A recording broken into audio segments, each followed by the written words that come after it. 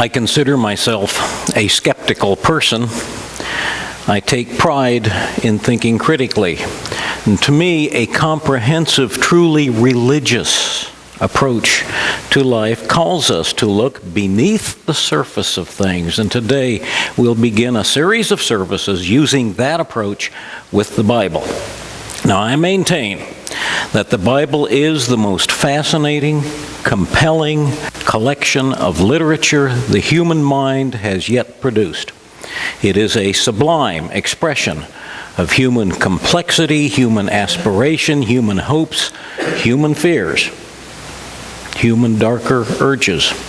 In some places, it reflects our tenderest sentiments, and then sometimes just a few lines later, as in Psalm 137 you heard this morning, it shows the worst we have to offer. But to me, it truly is a holy book in the most human, striving sense of what holiness even is. And part of that is the convoluted path by which it became what it is. The roots of the Bible go back more than 3,000 years, and that's what we call the Hebrew Bible, but most people know as the Old Testament. The Hebrew Bible is a historical source because of what it tells us about the people who wrote it, but the Bible is not history. The ancient Hebrews didn't even have a word for history. The Hebrew Bible was put together by and for a community and culture who desperately needed it. It's a collection of myth, folk, what might be called historical propaganda. And it also is great literature, which reaches into the very heart of human pain, suffering, hopes, fears, aspirations. Perhaps most of all, it reflects the way the ancient Hebrews wanted to see themselves. One of its chief is that self-image, pushed up against the hard stone of where they actually were and what was actually happening to them. And the net result is this of history, faith, legend, and fantasy, which has held that community together for 3,000 years.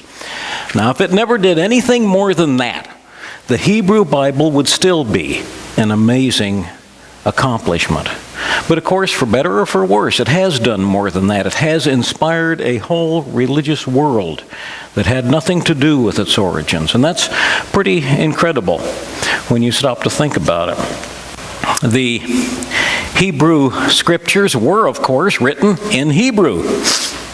And the New Testament was not. It was written in what's called Koine Greek. And then about 400 AD, a scholar called St. Jerome translated all those scriptures into Latin, which was the language of the Catholic Church. And for the next 1,000 years, church fathers interpreted the Bible in the way that best suited their purposes. Frankly, they did have a real-world agenda that lost some of the strictly religious take you might have seen with the Jewish traditions. But for that 1,000 years, no one questioned the church's proclamations on what Scripture said or what it meant. For one thing, hardly anyone except churchmen could even read or write. But for another, it was a serious crime for common people, even if they were literate, to read the Bible at all. The church controlled all religious communication for 1,000 years. One reason the Protestant Reformation even happened was that people wanted to read the Bible for themselves. And that really only became possible when the printing press was invented, which took control of written communication out of the hands of the church scribes. And one of Martin Luther's most revolutionary acts was to translate the Bible into his native German so that common people in Germany could read it. By the 1520s, scholars all across Europe were making translations of the Bible. People began to find out what it actually said and make up their own minds about what that meant. Independent Bible study was essential to the Protestant Reformation. And in turn, that also led to both branches of our tradition. Both the Unitarians and the Universalists were founded in critical study of the Bible. Now, across Europe, scholars searched for the oldest, most accurate texts as source material. They rigorously examined every word as well as slight differences between ancient texts. And this produced interesting results. For example, here's one. Protestant scholars soon realized 6 books of the Old Testament, 6 books, were actually written after Jesus died, but before St. Jerome produced his Latin translation. In other words, they were books of the Old Testament, which supposedly came before Jesus, but they were written after Jesus died.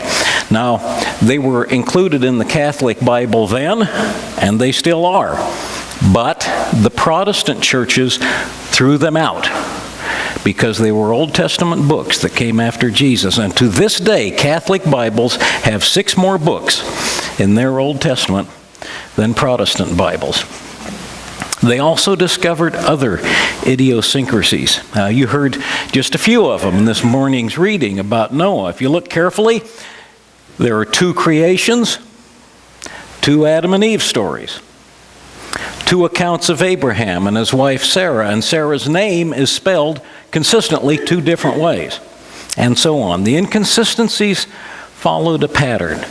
Scholars gradually realized this text, reading the original Hebrew, you can tell better, was made up of parallel sets of stories cobbled together to form one strangely repetitious narrative.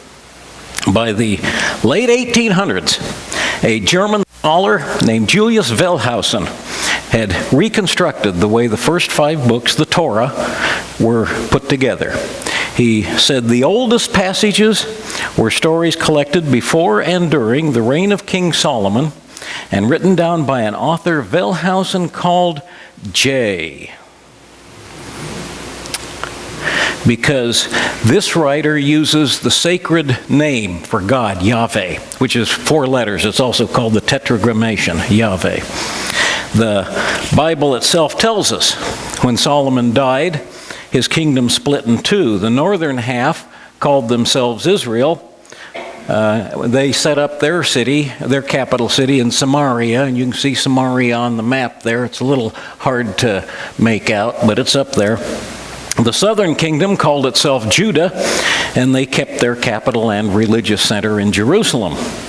The northern kingdom developed their own versions of those sacred stories, just slightly different from the southern kingdom. And Wellhausen calls the northern source E, because it referred to God by the more generic Hebrew term El.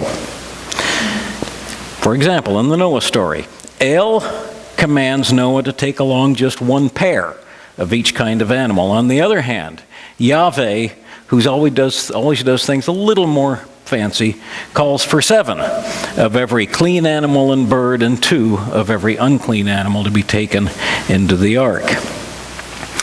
Here's something you can check out for yourself.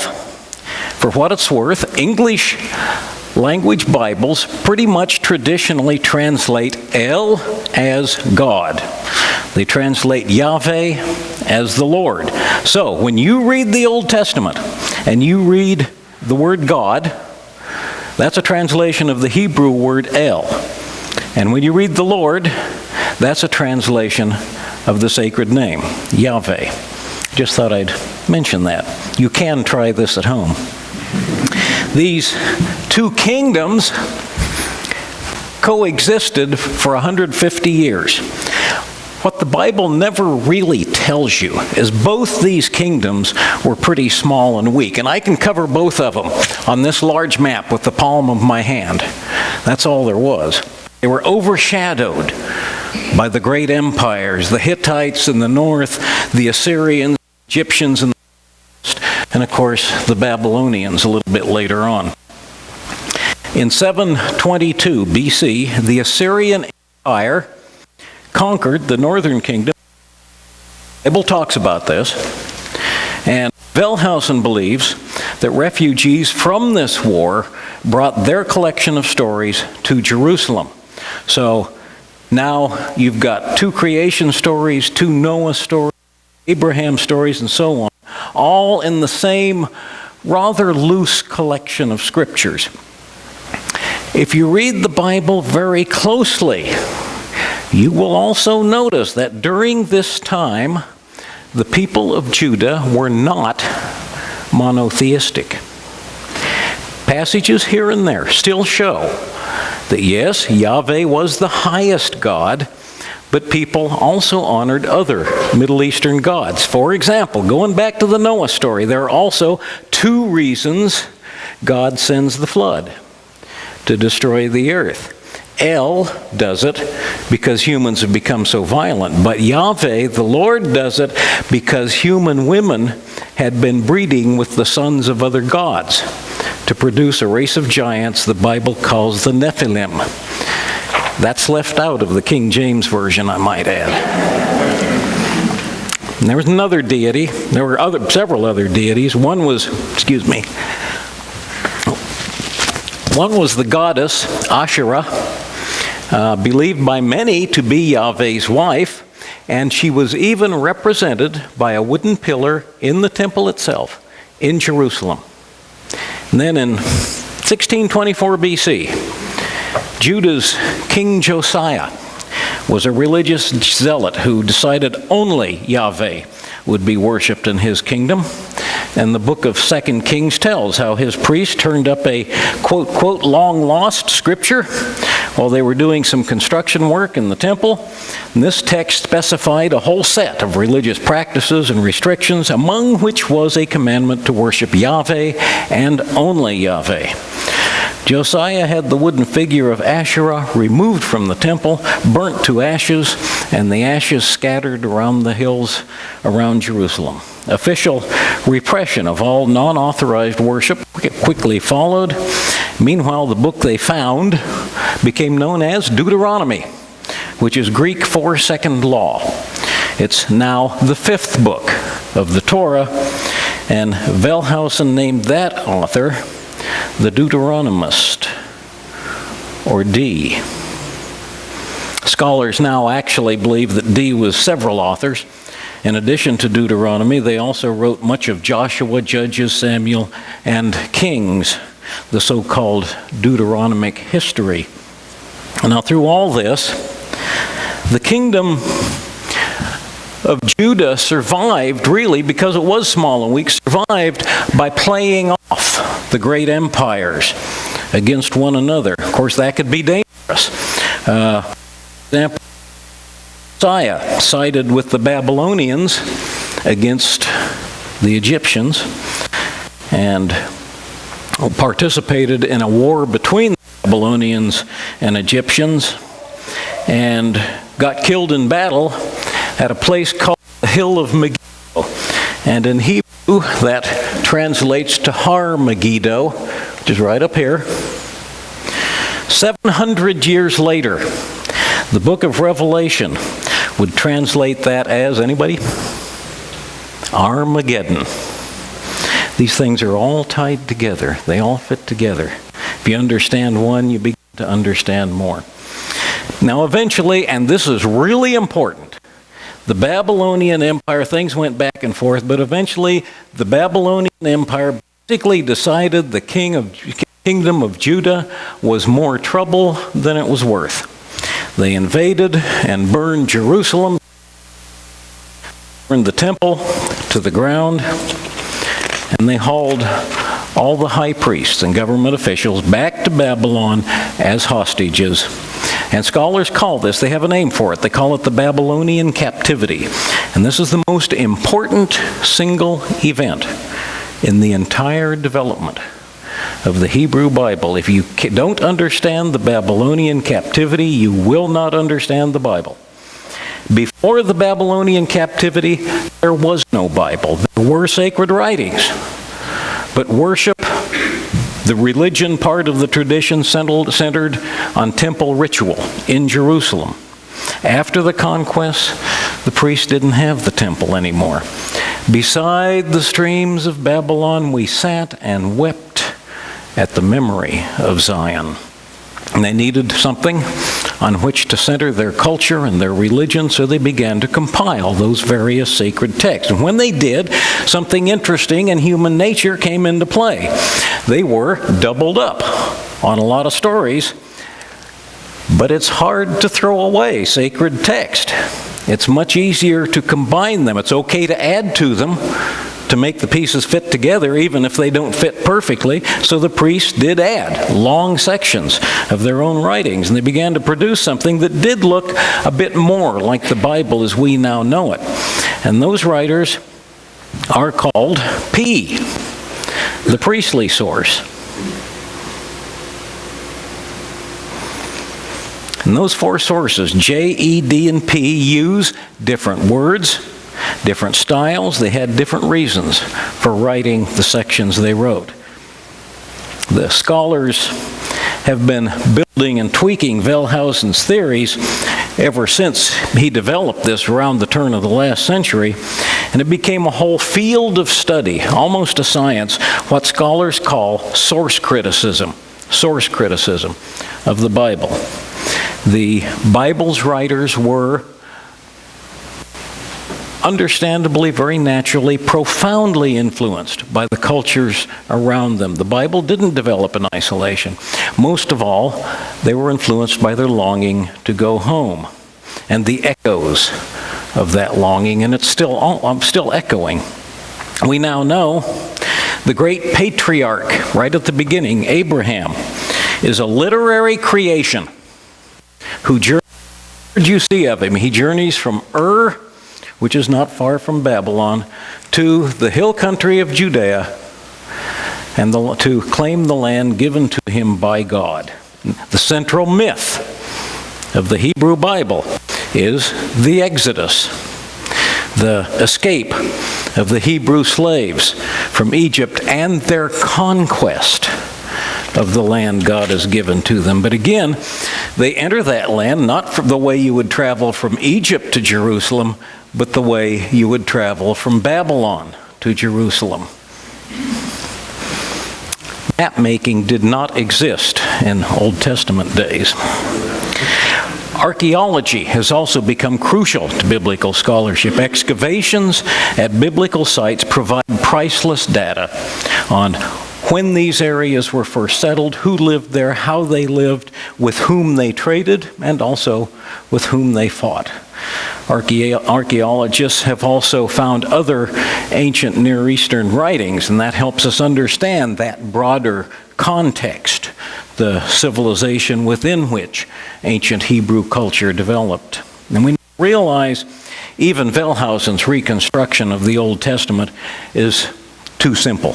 It's still more complicated than that. For example, Wellhausen didn't realize Abraham was a fictional character, basically another expression of the people's longing for their homeland and their belief in God's promise that it was theirs.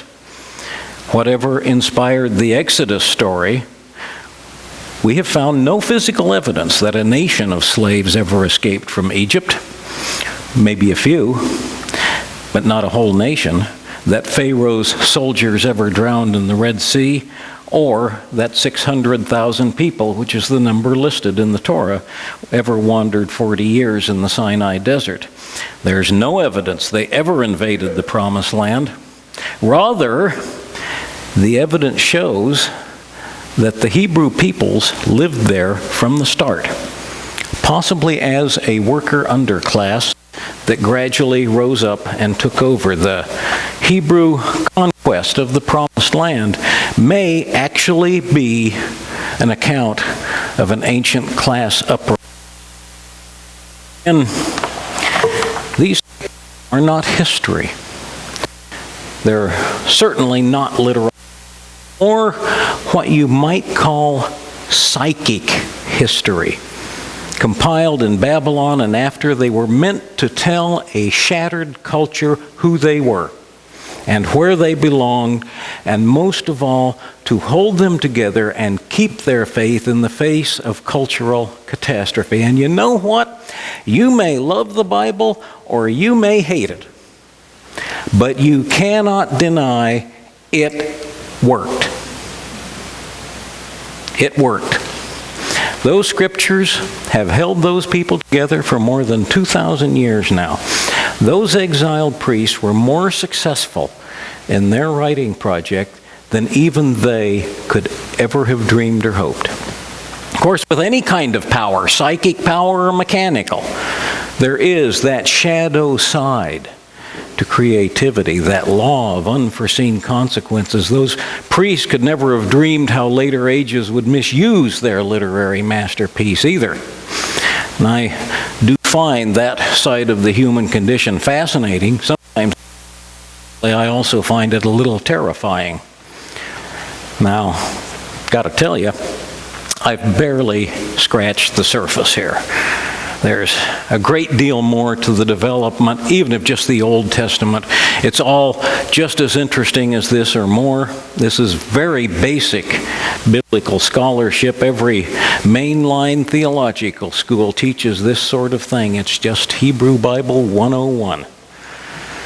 And a lot of ministers know this stuff. A lot of them know it better than I do. But not many preach about it. People in a lot of churches don't want to hear it. Some people consider it heresy. Some people fear it as a challenge to faith. Quite a few mainline ministers would lose their jobs if they told their congregations what I've just told you. So, believe me, I appreciate, and I hope you appreciate, what we have here. In a way, the Bible can be a symbol of life itself, and even of the universe itself, so much more complex and sublime in our work to understand it than any cosmology or dogma produced by any human imagination. The Bible reaches toward the divine so much more meaningfully in what its writers did not understand than in what they thought they did. And that's the way wonder works. The Bible life may be even more wonderful than anything any human mind or any church can conceive about them. Here's the biggest point. We don't need to be intimidated by ignorance. Real knowledge sets us free from, can open us up to wonder. And here together we can bathe in that. Go forth and study and reflect and come to our own conclusions to inform and inspire our own journeys, each in our own special way. May we be touched, as always, in such a way as to go forth and live life in that realization with the Bible and with all other issues, slightly more empowered, slightly more courageous, slightly more inspired. May that be what we come to do. May we succeed. Amen. May it be so.